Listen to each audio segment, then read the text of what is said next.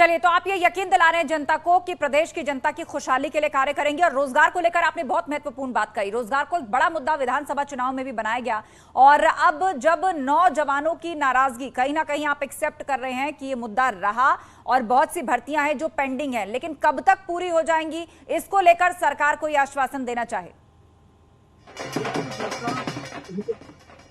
देखिए, सरकार पहले दिन से ही कार्य करने में लग गई है। हम इंतजार और आराम नहीं करते हैं। हम सत्ता सुख के लिए नहीं, सेवा के लिए पाए हुए हैं।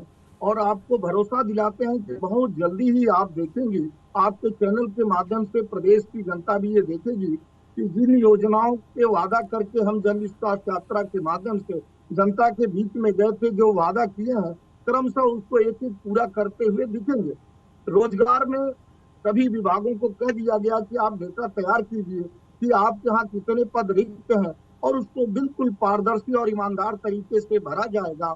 यह लगभग 100 दिन में इस कार्य को पूरा करने की हमारी योजना है, और हमें भरोसा भी है कि 100 दिन के अंदर हम रोजगार देने में सफल होंगे। जी, विपक्ष ने आप पर बड़ा आरोप यह भी लगाया कि आपने फ्री राशन देकर वोट हासिल किए हैं, और अब ये स्ट्रैटेजी आपकी धीरे धीरे 2024 तक यूं ही चलेगी, क्योंकि आपको लोकसभा चुनाव भी साधना है। हमने कुछ नहीं दिया, जनता ने एक भरोसा और विश्वास दिखाया। जनता की चीज को ही जनता को दिए। हमने ऐसा कोई कार्य नहीं किया जिस तरह जो महोत्सव करके और जनता के पैसे को लूट मचाए। हमने जनता के पैसे को बड़े ईमानदार तरीके से, क्योंकि उस समय आवश्यकता थी, कोविड चल रहा था और भूख के नाते किसी की मौत न हो, इस तरह की योजनाओं को हम ले आए। और हम आज भी चाहेंगे कि सबसे पहले आवश्यकता आदमी की होती है कि उसका पेट भरे, तो इन तरह की योजनाओं को हम ले आएंगे ताकि आदमी को आवास और विकास बाद की चीज होती है, पहले तो उसका भरण पोषण, उसका पेट भरे। ऐसे योजनाओं को हम चाहेंगे कि वो लगातार चलता रहे। बिल्कुल, तो गरीबों को जब जरूरत होगी, जहां जरूरत होगी, उसके लिए सरकार तत्पर रहेगी, आप ऐसा कह रहे हैं। लेकिन हाल ही में महंगाई को भी बड़ा मुद्दा बनाया, विधानसभा चुनाव में भी मुद्दा बनाया गया, और अब भी ये कहा जा रहा है कि पेट्रोल डीजल के प्राइस बढ़ रहे हैं, सीएनजी के प्राइस बढ़ रहे हैं। तो इसको लेकर सरकार क्या सोच रही है? महंगाई की मार जनता पर पड़ रही है, और विपक्ष लगातार ये कह रहा है कि भोली भाली जनता को आप इधर उधर की बातें करके भटका लेते हैं और वोट हासिल कर लेते हैं। बिल्कुल नहीं। देखिए, विश्व बाजार में इस समय बहुत सारी ऐसी चीजें हैं जिनके कारण महंगाई बढ़ा हुआ है। भारत भी उससे अछूता नहीं है, फिर भी जनता ने हम पे भरोसा दिखाया है, तो जिम्मेदारी और जवाबदेही हमारी है।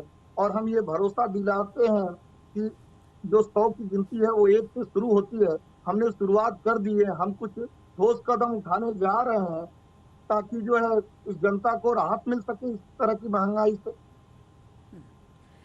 चलिए, तो महंगाई, बेरोजगारी, राशन, बुनियादी सुविधाएं, इसको लेकर आप आश्वस्त कर रहे हैं कि सरकार बहुत तेजी से इसके लिए काम करेगी, और उसके लिए खाका भी तैयार किया जा रहा है। सभी विभागों को कहा गया है कि वो प्रेजेंटेशन दें, और सभी मंत्रियों को भी टारगेट दिया गया है कि इतना ही नहीं, वो हर 100 दिन के बाद बताएं कि उन्होंने अपने विभागों में क्या काम किए हैं, और ये प्रैक्टिस आने वाले 5 साल तक जारी रहेगी। एसएन सिंह जी। जी देखिए, मुख्यमंत्री जी ने सभी को बुला के पहले दिन ही कह दिया, और चूंकि हम कार्य करने आए हैं, जनता ने इसीलिए हमें चुना है।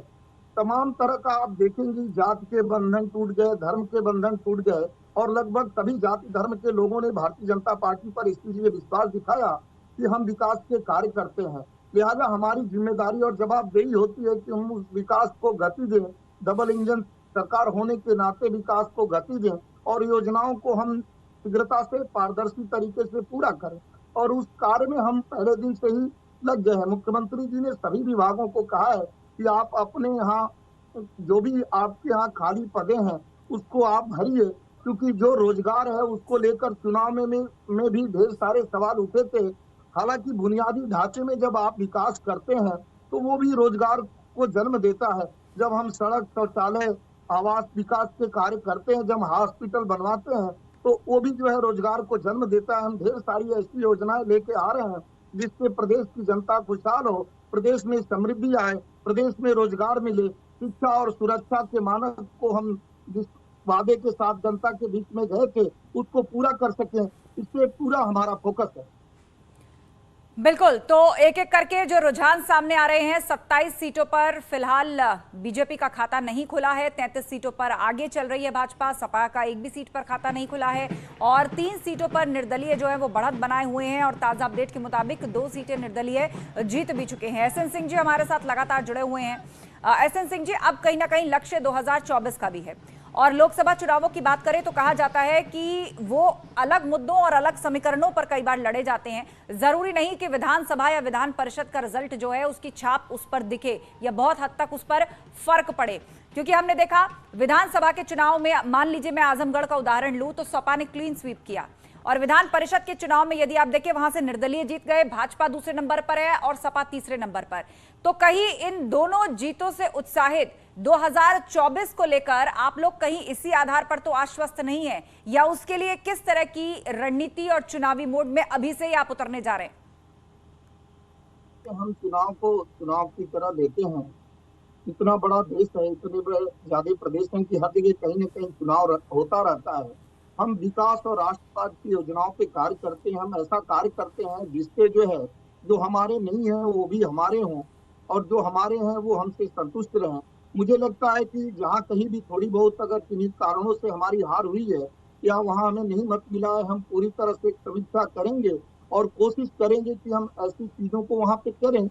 आप देखिए, एक समय ऐसा था कि भारतीय जनता पार्टी देश की सबसे छोटी पार्टी थी, लेकिन एक एक इनके की तरह चीजों को जोड़ के आज देश नहीं दुनिया की सबसे बड़ी पार्टी के रूप में भारतीय जनता पार्टी स्थापित है। क्योंकि हम जोड़ने में विश्वास करते हैं। हम ऐसी योजनाएं ले आएंगे जो सभी लोगों को लाभ पहुंचाए। आप देखिए, मुस्लिम बहनों को भी हमने लाभ पहुंचाने का कार्य किया, 3 तलाक जैसे कानून लाकर 2014, 17, 19, 22 में भी आप देखिए किस तरह से भारतीय जनता पार्टी को तमाम जाति और धर्म के लोग जो है अपने बंधनों को तोड़ते हुए भारतीय जनता पार्टी के विकासवादी नीतियों को अपनाते हुए भारतीय जनता पार्टी को आशीर्वाद दिए हैं। तो जो थोड़ी बहुत भी कमी रह गई होगी,